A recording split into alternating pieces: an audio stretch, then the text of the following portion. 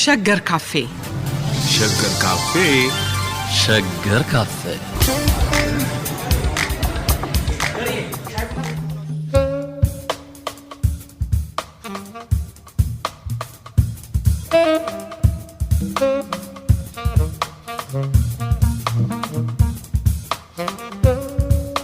ዶክተር ተካልኝ በጣሊያን ወረራ ወቅት ለጦርነቱ የተደረገውን ቅድመ ዝግጅትም ሆነ በጦርነት ወቅት የተከፈለውን ከፍተኛ መስዋዕትነት በሚመለከት በመሆራንም ሆነ በህዝባዊ እይታ የሚቀርቡ ትችቶችን፣ ትንታኔዎችን፣ ምልከታዎችን እንደገና በመርማሪ ታሪክ ማዕቀፍ መመርመር አስፈላጊ ነው ይለናል። ህዝባዊ ምልከታዎችም ሆኑ ምሁራዊ ትንታኔዎች የተከፈለውን መስዋዕትነት፣ የተደረገውን ትግል በሚገባ እንድንረዳ አላደረጉም። ይህ ትንታኔና ሐሳቤ ደግሞ ያለፈ ታሪክ ብቻ ሳይሆን ዛሬም ድረስ በዘመናዊ ኢትዮጵያ ፖለቲካ ውስጥ ተጽዕኖ ያሳድራል በሚል የቀረበውን ሰፊ ትንታኔ ሁለተኛው ክፍል ነው። ተከበራችሁ አድማጮቻችን ተወያዮቹን ዶክተር ተካልኝና ዶክተር ዮናስን ከልብ እናመሰግናለን።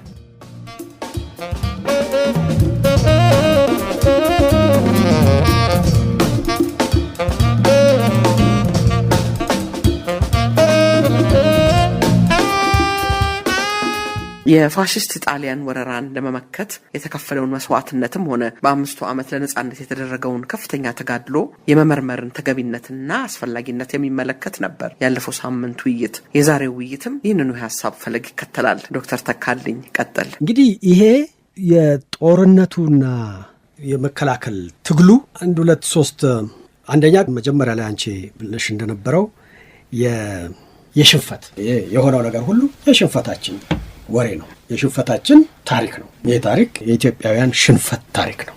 የዛን ጊዜ ሆኖ የሽንፈት እንጂ የመስዋዕትነትና እልህ አስጨራሽ ትግል ተደርጎ ድል የተገኘበት በኋላም ለተደረገው ትግል እና መጨረሻ ላይ ለተገኘው ድል ከነሱ ጋር ተናቦ የኢትዮጵያውያን የጸረ ቅኝ አገዛዝ ረጅም ትግል እልህ አስጨራሽ ትግል አካል ተደርጎ አይታይም። የሽንፈታችን ታሪክ ነው የሚለው ነገር ነው አንዱ ውጤት የዚህ እና እንደዛው ሁሉ የውርደትና የመዋረድ ስቶሪ ኦፍ ሼም ኤንድ ሂዩሚሊዬሽን እና ራዛን ኦፍ ይሄ ክብርና እምቢባይነት ኦነር ኤንድ ዲፋያንስ ሳይሆን የመዋረድና በአድዋ ያን ያህል ከፍ ያለ ደረጃና ስም ያገኘ አገር ወደ ታሪክ ነው የሚለው ነገር አብሮት ቀረ። በዛ አይነት አፕሮች ስላደረግ ነው ይሄ እና የኢትዮጵያውያን መከፋፈል፣ የክህደት ዲቪዥን ኤንድ ቢትሬያል ትርክቱ የመከፋፈል፣ ያለመተማመን፣ አብረው ያለ መስራት፣ የካሃዲነት የዚህ አይነት ማጠንጠኛ ያለው ታሪክ ሆኖ ቀረ እና እስካሁንም ድረስ እንደዛ ይታያል እና የአንድነት እና የመስዋዕትነት ታሪክ መሆን ሲገባው ይሄ በዚህ ምክንያት ትልቅ አቅም ሆኖ ለኢትዮጵያውያን ተጨማሪ ጉልበት የማሰባሰቢያችን ተጨማሪ ጉልበት መሆን ሲገባው ቶሎ ብለን የምናልፈው ቶሎ ጣሊያን ገባ መቼስ ከዛ በኋላ ደግሞ እንደገና ሄደን የምንለው የምናልፈው ከዛ አለፍ ብሎ ደግሞ በኋላ እናየዋለን። የካቲት 12 ላይ ጣሊያኖች ያደረጉት ነገር አለ። አቡነ ጴጥሮስ እንደዚህ ያደረጉ መነኮሳቱ ፈጁ። በቃ የፍጅት መከፋፈል የመበታተን አላለ የዛነት ታሪክ ስለሆነ ቶሎ ብለን የምናልፈውና የምንዘለው ነገር ነው በሚል ይህንን ወደ አቅምነት እና ብዙ ጊዜ የሚያሳስበኝ የሚያሳዝነኝ ከአድዋ ጋራ በንጽጽር ይሄ ሲቀርብ አድዋ እንደ አገር አብረን የቆምንበት ድል ያደረግንበት እና የአገራዊ ህልወታችን ዋና ካስማ፣ ይሄኛው ግን ልናወራው የማንፈልገው አይነት ገበናችን የወጣበት። ስለዚህ በኢትዮጵያ ፋውንዴሽናል ስቶሪ አሁን አድዋ ብቻውን ነው የቆመው። ይሄኛው እንደ ፋውንዴሽናል አዲሽናል ልክ ለአድዋ አሁን ከቅርብ ጊዜ ወዲህ በተለይ የሰጠነው የመጣ ነው ከሱ ሌላ የለም አይነት እንድምታ ባለው አይነት መቅረቡ ያሳዝናል። ምክንያቱም ይሄ በጣም ብዙ ኢትዮጵያውያን ምናልባት ከአድዋ ጊዜ በበለጠ ከሁሉም የአገሪቱ አቅጣጫዎች በጣም ብዙ ኢትዮጵያውያን የተሳተፉበት እና ምናልባት ከአድዋ ጊዜ በበለጠ እንጂ ባነሰ አብረው የቆሙበት ምንም አይነት ፕሮፓጋንዳ ይደረግ ምንም አይነት ነገር ይደረግ ከአድዋ የማይተናነስ ትልቅ ኢትዮጵያዊ ታሪክ ሊወጣው የሚችል የታሪካችን አንድ ክፍል ነው። ነገር ግን በአግባቡ አልተጠቀምንበት፣ ዌስትድ ሆኗል። እንደውም ጭምራሽ የማንናገረው በለሆሳስ የምናልፈው የምናርፍበት ምዕራፍ ተደርጎ ቀርቧል። ይሄ ትልቅ ጉድለት ነው። ትልቅም እጦት ነው እና ኢትዮጵያውያን ብቻ አልነበሩም በዛ ጦርነት የተሳተፉት። እውነት ልንገራችሁ በጣም ብዙ ኤርትራውያን መጀመሪያ እንደውም በነ ደጃዝማች በኋላ በከብዱት በነ ደጃዝማች ኃይለሥላሴ ጉግሳ ከኤርትራ ተመልምለው ገብተው ጣሊያንን ለመውጋት እኛ ከጣሊያን ጎን ሆነን ሀገራችንን አንወጋም ያሉ ሰዎች መጥተው በኋላ ደጃዝማች ኃይለሥላሴ ጉግሳ ሰልፋቸውን ሲቀይሩም ጭምር ከኢትዮጵያውያን ከሬዚስተንስ ፎርስስ ጋር የቀጠሉ በኋላም ደቡብ ኢትዮጵያ ጭምር አፄ ኃይለሥላሴ በስም ሁሉ ይጠሯቸዋል። በእነሱ የተመሩ ብዙ ኤርትራውያን ደቡብ ኢትዮጵያ በጦር ግንባር ተሳትፈው አብረው ሞተዋል እና ይህንን እና መስዋዕትነቱም እጅግ ሰፊ ነው። ከአድዋ ጋር በምንም አይደራረስ። በጣም ብዙ ሰዎች ቤታቸውን ንብረታቸውን እንደውም በአድዋ ጊዜ ለዘመቻ ሰው ሲጠራ ለዘመቻ አግባብነት ያለው ሰው እና መታዘዝ ያለበት ሰው ታዞ ወጥቶ እነሱ ይዘዋቸው የሚመጡት ሰዎች ናቸው። አሁን እዚህ ግን በኋላ እንትኑን እናየዋለን። የጦርነቱ ጊዜ የወጣው አዋጁን እናየዋለን። እስከ ገበሬ እስከ ባላገር ነጋዴ እስከ ነጋዴ ተጠርቶም አሁን ኢትዮጵያውያን በአድዋ ጊዜ ሲጠሩበት የነበረው ጥሪና በዚህ በአሁኑ በማይጨው ጊዜ እንበለው ማይጨው በመነለው የሚጠሩበት ጥሪው የተራሱ የተለየ ነው። በኋላ የዘመቻ አዋጁን እንኳን ስትሰሚው በጣም ብዙ ሰዎችን አድሬስ የሚያደርግ ነው። በዛ ደረጃ ሰው የተሳተፈበት አሁን ከእያንዳንዳችን ቤተሰብ ቢጠየቅ ከእያንዳንዳችን ቤተሰብ 2-3 ሰው ሄዶ ያልተሰዋበት እንትን የለም። ያው በጎን በኩል ያለ እንትናችን እንዳለ ሆኖ የዚህ ጊዜ የዚህ ጦርነትና የዚህ ትግል ታሪክና ትርክት መሆን የነበረበት እንዴት ኢትዮጵያውያን መጀመሪያ አብረው ቆመው እልህ አስጨራሽ ትግል እንዳደረጉ ከዛ ቀጥሎ ደግሞ አልሆን ሲልና ኃይል ሲበዛ እንዴት ከየቦታው ተጠራርተውና ጎበዝ አለቃ መርጠው በአገሪቱ የተለያዩ ክፍሎች አብረው እንዴት እንደታገሉ 5 ዓመት እና መጨረሻም ላይ የሚረዳ ኃይል እና ጉልበት ከሌላ ቦታ ከውጭ ቢገኝም ኢትዮጵያውያን ባደረጉት እልህ አስጨራሽ ትግል በከፈሉት መስዋዕትነት የተገኘ ድልና ነጻነት መሆኑን ይህንን አጉልተንና አግዝፈን ማውጣት ሲገባን ያንን ባለማድረጋችን ነው ትልቁ ጉድለት እምለው እና አብረን አሰባሳቢ ትርክት የምንፈልግበት ጊዜ ነው ይባላል። አሁን ከዚህ የበለጠ አሰባሳቢ ትርክት ከየት ይመጣል? እና ያለንን ነው በእጃችን ያለውን ነገር በደንብ አስተውለን ስላላየ ነው እና በዛ ፈንታ ይልቅ የግጭታችን፣ የመናቆራችን፣ የመመቀኛታችን፣ የከፋፈላችን፣ የካሃዲነታችን ታሪክ ካለው አስፈላጊነትና ክብደት የበለጠ ክብደት ሰጥተን እዛ ላይ ስንናቆርና ስናወራ ስለምንከርም በአድዋ ብቻ ተወስደን ቀረን። አድዋን እንመረምረዋለን።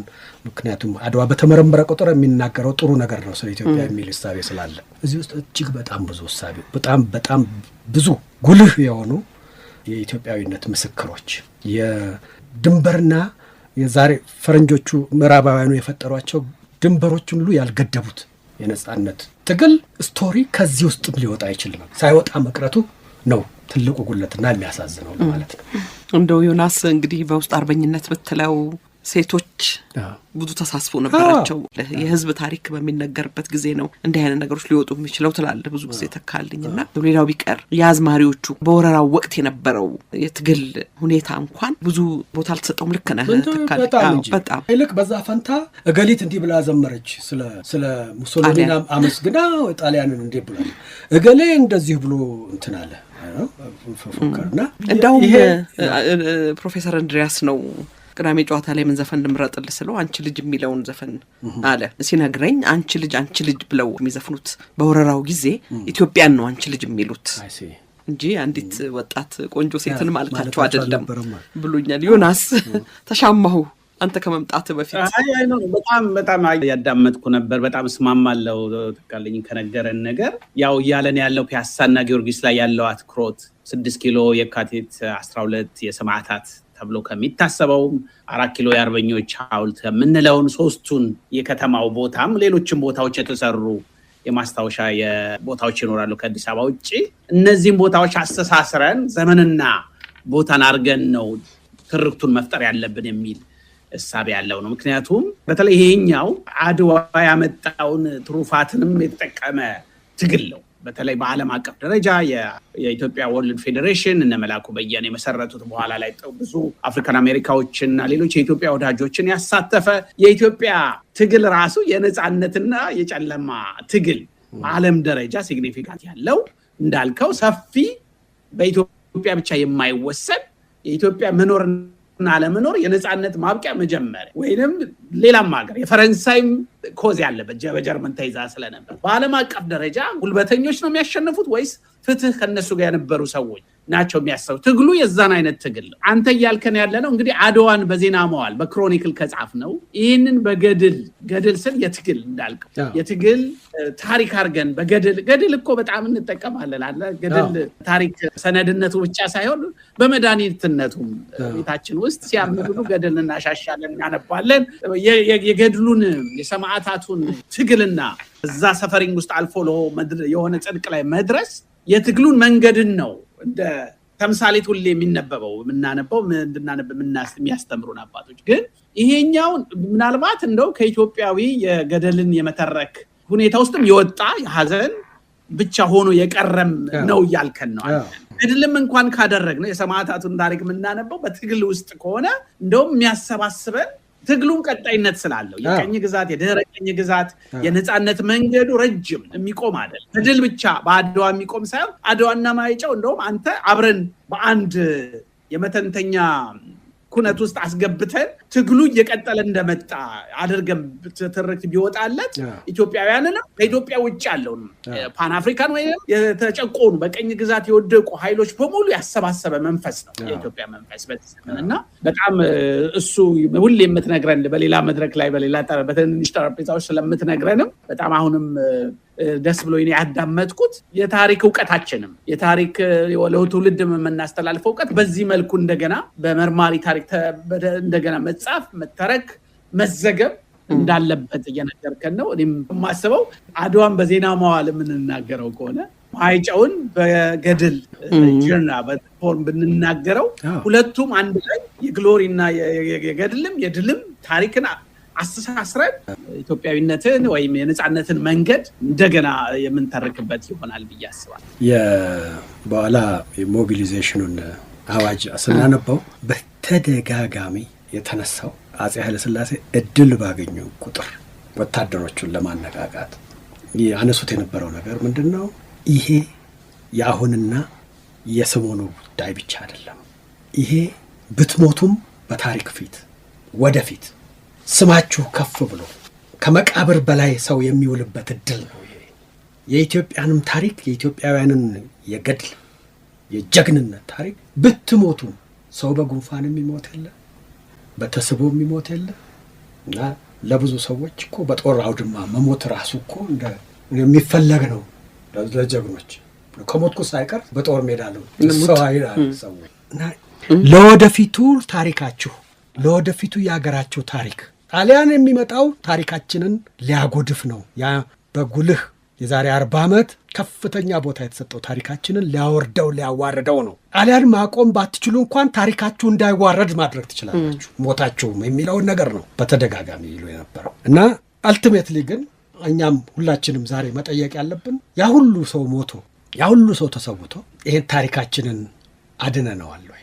ከፍ እንዲል እንዳይወርድ እንዳይዋረድ ያ ሁሉ መስዋዕትነት ተከፍሎ ስለዚህ ጊዜና ሁኔታ የሚወራ ወሬ የአርበኛና የከዳተኛ የሽፍታና የቀማኛ የባንዳና የስደተኛ የሚሸሽ የፈሪና እንትን እንደዚህ አድርገን በትንትን አድርገን ነው ከጥቂቶች ሐውልት ብናቆም ለተገደሉ ሰዎች የጣሊያንን ጭካኔ ለማሳየት ሐውልት ብናቆም መጨረሻ ላይ የሚገባቸው ለአርበኞቹ እሱ ላይ ፕሮብለም የለው። ግን ያልተዘመረላቸው ያልተወራላቸው ያልተነገረላቸው ስማቸው የማይታወቅ ብሔራቸው በዝርዝር ተደርጎ ለዛሬው አይነት ትንታኔ የማይመች ብዙ ኢትዮጵያውያን በየቦታው ለከፈሉት መስዋዕትነት በቂ የሆነ ነው ወይ? በዛ ጊዜ ያለን ሜሞሪ እና ያንን እንዴት በትቢያ ላይ ከተጣለበት አንስተን የሀገራችን ትልቁ ቢያንስ ከአድዋ ያልተናነሰ ትልቅ የኢትዮጵያውያን የገድል ታሪክ ይሆን እንዳለው ልናደርገው ይገባል የሚለው ላይ መነጋገር የግድ ነው። ቅድም እንዳውም አዝማሪዎቹ እንደዚህ ብለው ዘፈኑ ስትል ንጋቱ አከልካይ ናቸው እንግዲህ የሚከሰሱት የነበሩትና እንዴ አማኑኤል ቸር ነው ያልኩት እኮ እኔ በቅኔ እኮ መናገሬ ነው አማኑኤል አስወጣልኝ ከዚህ ማለት ነው የሚል እንግዲህ የሳቸው እሱማ በኋላ ምንድነው መተንተን ቢያስፈልግ እንግዲህ የተለያዩ አምዶች ከዚህ ውስጥ መውጣት ይችላሉ አይደለ? የሽምቅ ውጊያው አንድ ጉዳይ ሊሆን ይችላል። የመሪው ከሀገር መውጣት በጀ ወይስ አልበጀም የሚለውን ነገር እንደዚሁ ማየት ይቻላል አይደለ? ኖሮ የሚባል ነገር የለም ብለኛል በታሪክ አይደለ ተካልኝ? ቢሆን ኖሮ የሚባል ነገር ባይኖርም ግን በታሪክ ውስጥ አለ፣ በታሪክ እይታ ውስጥ አለ፣ በመርማሪ ምሁራዊ ሙያዊ ታሪክ ትንታኔ ውስጥ ግን የለም ብለሃል። አዎ፣ ግን እሱስ እነዚህ ነገሮችስ እንደው ለወደፊት ለመረመር መነሻ ሊሆኑ አይችሉም ወይ? እርግጥ አንዳንድ ነገር ተሰርተው ሊሆን ይችላል፣ ምናልባት አላውቅም። በአለፍ ገደም የሚያነሷቸው ሰዎች አሉ። እነዚህ ጥሩ የምርምር ርዕስ አይሆኑም ወይ? እንግዲህ ሁለት አይነት ነው አየሽ። አንደኛው ቁብ ያልተሰጣቸው የገድል ታሪኮችን ፈልጎ ማውጣት ነው። የስብስቦች ኮሌክቲቭ የሚሆኑ የግለሰቦችም ታሪክ ይሆኑ በደንብ ያላየናቸው ያላተኮርንባቸው ትኩረት አድርጎ ጣት ነው አንዱ። ሁለተኛው ተልከስክሰው የቀሩ አላስፈላጊ ቅቤ የተቀቡ የተበላሹ ታሪኮች እዛም እረምት ስራ መስራት ያስፈልጋል። በሁለቱም በኩል መሄድ ያስፈልጋል። ነገር ግን አገራዊ እሳቤ ያስፈልገዋል። ይሄ ዝም ብሎ ሳይንሳዊ ትንተና የመስራት ጉዳይ አይደለም። አገራዊ እሳቤ አድዋ ላይ እንደሚደረገው ማለት አገራዊ ዓላማና ግብ ያለው አይነት አካሄድ ይፈልጋል። የቅንጅት ስራን ይፈልጋል። በብሽሽቁ ከቀጠልን የትም የሚሄድ ነገር አለ። ብሽሽቁንም ኢን ኮንቴክስት አድርገን ከዛ ባለፈ ግን ስለ ኢትዮጵያ በዛ በመከራ ጊዜ ሰው ብዙ ጊዜ ያንን መከራ ጊዜ ነው የሚለው 5 ዓመት ነው፣ በኋላ እንመጣበታለን። እቺ የትግሏን ጊዜ እቺ የጦርነቷን ጊዜ በየቦታው መርዝ ጭስ ተርከፍክፎበት ሰውነቱ ተበጣጥሶ በየቦታው በቃላት ሊገለጽ ከሚችል በላይ መከራና ፍዳ የተቀበለው ኢትዮጵያዊ መስዋዕትነት እንዲያልከስክሰን የከሃዲዎችና የናምን ያመጣው ሽንፈታችን ነው ብለን አልፈን እኛ አዘዋይስ አድዋ ላይ እንዳሳየ ነው ጀግኖች ህዝቦች ነን በሚል አይነት ትርክት አልከስክሰን ማስቀረት ትልቅ ድክመት መገለጫ ነው። ስለዚህ ያም የሚታረመው የሚስተካከለው ሀገራዊ አስተሳሰብ የቃኘው የቅንጅት ስራ እና ሆን ተብሎ ታሪክን አንድ የእንግሊዝኛ ቃል አለች፣ ታሪክ ጥቅም በሚሆንበት አይነት መልክ መተርጎም ማለት ነው። ቫሎራይዝ ማድረግ ቫሊዩ መስጠት እና ያንን የማድረግ ስራ ይጠይቃል። መነሻው ግን ግንዛቤ ነው። እኛም እዚህ የምናደርገው ሙከራ ግንዛቤው ላይ መሻሻል እንዲሆን ማድረግ። አንዳንዴ ብርታት ያጥረናል። ምክንያቱም 5 ዓመት ኦኩፔሽን ነው ወይንስ በቅኝ ግዛት ውስጥ ነው ያሳለፋችሁት ብለው ሲሉ ለማስረዳት አቅም የሚያጥረን እንዲህ ያለውን ስራ ባለመስራታችን ነው ማለት ይቻላል። አዎ ዮናስ ምጨምረዋለህ? አዎ ከዚህ በፊትም በተለያዩ ታሪክ ሰዎች ጋር ስንነጋገር ልክ ጂጂ የምትለው አለ አይደለ? መቼ አሁን ተካልኝ እንዳለው መቼ ተነሱና የወዳደቁት የምትለው ነገር በአድዋም በማይጨው የሞቱ በጣም መስዋዕትነት የከፈሉ ሰዎች በቤተሰብ ደረጃ ሜሞሪው አለ ለምሳሌ፣ ወይ በግለሰቦች ደረጃ በአንዳንድ ተቋማት ደረጃ ተበትኖ ያለ መረጃ በጣም ብዙ ከቤተሰብ ወደ ቤተሰብ እየሄደ እሱን የማሰባሰብ ስራ ለምሳሌ በጣም አስፈላጊ ይመስለኛል። ምክንያቱም ትርክቱን ወደ ትግል፣ ወደ ገድል፣ ወደ ሽንፈትና ወደ አሸናፊነት ብቻ ሳይሆን አድዋን የትግል ታሪክ አድርጎ ታጋዮቹ የታገሉትን የሞቱትን አድዋ ላይ አባት ሞቶ ልጅ ማይጨው ላይ የሞተበትን ነገር እንሰማለን ከተለያየ ቤተሰብ። እነዚህን ሰዎች ከየቤተሰቡ ታሪካቸውንም በሆነ በዛሬ ቴክኖሎጂ የአርካይቭ ዘመን በጣም የረቀቀበት ነው ማሰባሰብ የሚታወሱት ውስታዎችን፣ ትዝታዎችን፣ የታሪክ ሰነዶችን እና ሶርስ ምንጮችን፣ መረጃዎችን ማሰባሰብ አንዱ ቀላል ጅማሮ ሊሆን ይችላል። ይህንን ግን ስናደርግ የምናደርገው ዞሮ ወደ ብሽሽቅ፣ ወደ አካባቢያዊ መተጋገል እንደው አንስታዊት ነፃነት ብቻ ሳይሆን ሰፋ ያለውን የጋራ ነፃነታችንን እንደገና ለማወደስ እንደገና ትግልንም ንቁ አድርጎ ለመቀጠል ይህንን አይነት የማሰባሰብ ስራ ዛሬ በመላው ዓለም የሬስቲቲዩሽን የካሳ ንብረት የተረሳውን ነገር የማስታወስ ዓለም ዘመቻ ላይ ኢትዮጵያ ውስጥ ነው ብዙ ማናወራው እንጂ ከባርነት ዘመን ጀምሮ ያ ብዙ ነገር እየተደረገ ነው እና እኛም በእኛም በሚሰሩ ተቋማት የታሪክ የሙዚየሞች ትውስታና እንዳውም አሁን ያልከው የጋራ ትርክትን የሚፈልግ አገር በመሆኑ እነዚህ በጋራ ከየቤቶቻችን ሄዱ ሰዎች እኮ አስተሳሳሪ ናቸው። በትክክል ልክ ግድቡ ያስተሳስረናል እንደምንለው ሁላችንም ከደሞዛችን አንዳንድ ጡብ ገዝተናል ብለን ያስተሳስረናል ግድቡ እንደምንለው ከየቤተሰቦቻችን ከየቤተሰቡ ከየዘመድ አዝማዱ የወጡ እና የቀሩ በዱር በገደሉ የቀሩ ሰዎች ናቸው። ይሄ የነጻነት የከፈሉ የእነዚህን ሰዎች ታሪክ ከየቤተሰቡ እንደገና ማሰባሰብ የሚችል አቅም ያለው ሀገር ነው ብዬ አስባለሁ። በታሪክ ማህበር ዩኒቨርሲቲዎች በየአካባቢው ነው ያሉት እና በተለያየ የተቋማዊ እና በመንግስት ማዕቀብ በተቋሞችም በምሁራኑ ማዕቀብ ልንሰራው የሚችል ቀናነት ካለ ሊተባበርና እንደገና እነሱን የምናስታውስበት ወደፊትም ይሄ ትግል ቀጣይ መሆኑን ምክንያቱም ድህረ ቀኝ ግዛት አዲሱ የቀኝ ግዛት መንገድ ተመልሶ ጂኦፖለቲክሱ የመጣበት እንደገና ወደ ውጪ መተጋገሉ የቀኝ ግዛት የሚመስል ነገር በዓለም ላይ አሁን መጥቀስ አንችልም እያየን ነው። የዓለም አንድ መሆን የሉዓላዊነት መከበር የዓለም ሕግ የምንለው ነገር ተረት የመሆን ነገር እያየን ነው። ዘመኑ መንፈስ እንደዛ ነው። በዚህ ዘመን ውስጥ እንዲህ አይነት ስራ መስራት ለጋራ ለኢትዮጵያ ብቻ ሳይሆን ለሰፊው በተለይ በሳውዝ በአካባቢ ላለው በአፍሪካም በኤዥያም ላለው ሕዝብ አይነት የማሰባሰብ ስራዎች ለመስራቱ ጥሩ ተምሳሌት ይሆናል ብዬ አስባለሁ። ሌሎችም ሀገሮች ይህን እየሰሩ ስለሆነ እኛም ሀገር ይህን ስራ የመስራት አቅም በዩኒቨርሲቲዎች በማህበራት በሙያ ማህበራት በተለይ በታሪክ ሙያ ማህበር መሰራት አለበት ብዬም አስባለሁ። እኛም አካባቢ የተወሰኑ ውይይቶች እየተነሱ ግን ፍሬ ይዘው ወደ አንድ ፕሮጀክት አልተለወጡም እንጂ ሙከራዎችና ውይይቶች እንዳሉ አውቃለሁ። ይሄ ማለት ዮኒ ማዚም በደንብ እንድትረዱልኝ የምፈልገው አድማጮቻችንም እንደዚሁ ትችታችንም ሆነ ወቀሳችን አሁን እኔና እናንተ አብረን ሆነን ያነሳናቸውን ነገሮች የሚገነዘቡና በተለያየ አይነት መልክ እና ደረጃ አስተዋጽኦ ለዛ አይነት ግንዛቤ ያደረጉ ሰዎች የሉም ከሚል የተነሳ ለመሆኑን ነው እና በጣም ብዙ ኢትዮጵያውያን ተማሪዎች የእኛን ተማሪዎች ጨምሮ በ5 ዓመት የአርበኝነት ትግል ውስጥ የነበረውን ሁኔታ በሰፊው ለማጥናት ሞክረዋል። አንድ ሁለት ትላልቅ የታሪክ ምሁራንም ዋና መሰረተ ጉዳያቸው እና የጥናታቸው ማጠንጠኛ አድርገው የሰሩበት ጉዳይ ነው።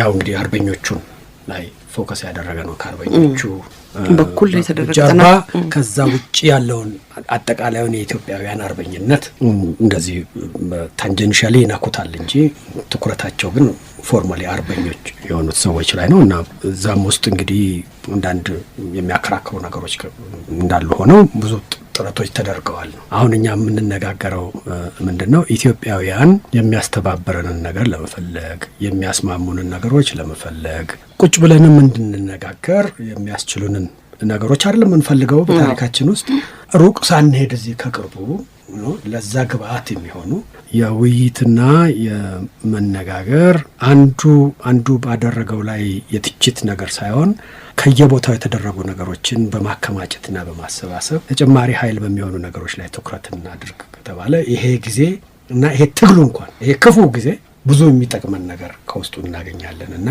የሽንፈትና የመከፋፈል መገለጫ አድርገን እንዲሁ እንዳናባክነው በሚል ነው እና ትኩረት ቅንጅት ሆን ብሎ የመስራት ነገር ይጠይቃል እና ወደፊትም እንድናስብ ወደፊትም ስንል እኛ ኢትዮጵያውያን መሰባሰብ አለብን። በተለያየ ቦታ የተለያየ አቅም የተለያየ ስጦታና ተሰጥኦ ያላቸው ኢትዮጵያውያን ተሰባስበው ወደፊት ስለምንሄድበት ነገር ላይ አብረን መስራት አለብን የሚለው አስተሳሰብ አሁን በሰፊው ተቀባይነት እያገኘ ስለሚሄድ ለዛ ተጨማሪ ግብአትም እና ሁነኛ አይነተኛ እና ከታሪካችን አልፈን ታሪካችንን የመናቆሪያ እናድርገው፣ ታሪካችንን እንተውና ወደ ዛሬውና ወደ ነገው ነገር ብቻ እናስብ የሚለው ነገር ይሄንን ታሪካችንን እንደገና ስንመረምር ወደዚህ ወደ አሰባሳቢ ትርክት ጥቅም የሚያመጡ ነገሮችንም እንዳንዘነጋቸው በጥንቃቄ መሆን አለበት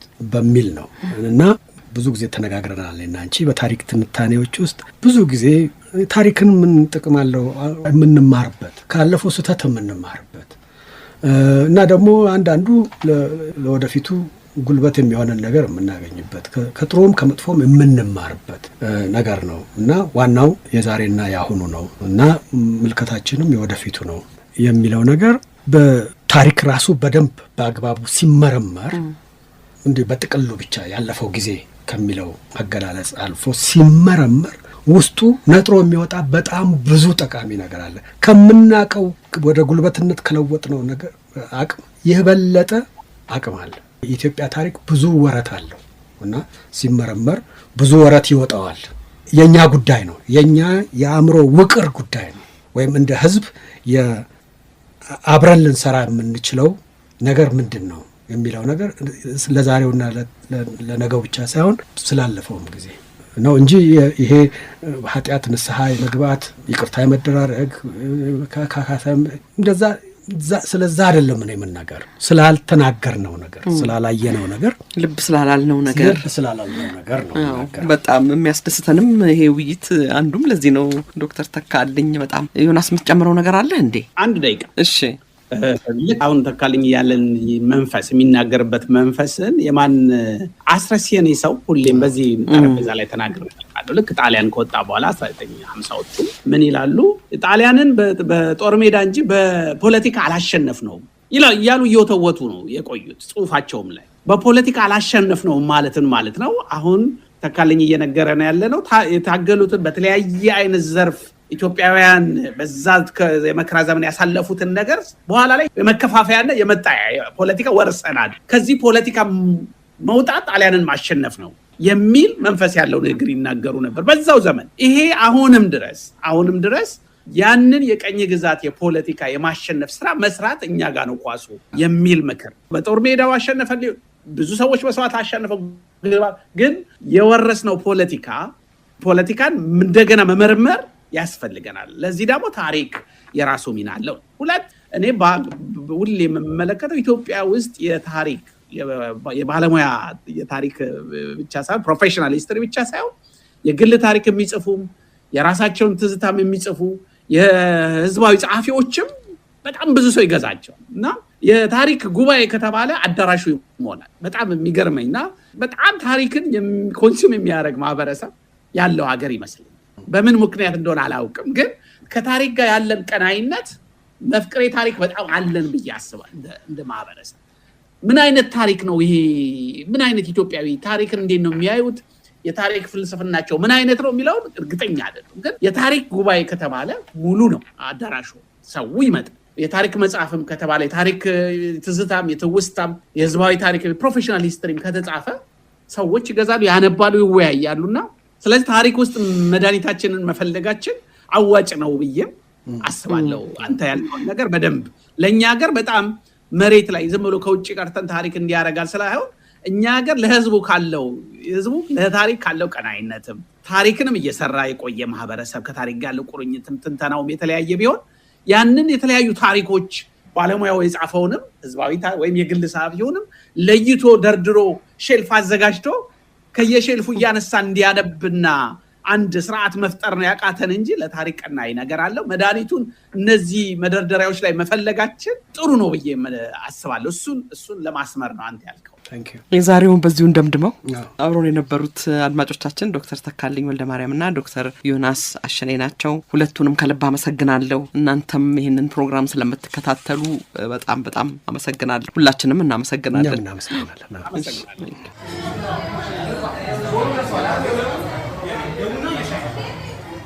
ሸገር ካፌ። ሸገር ካፌ። ሸገር ካፌ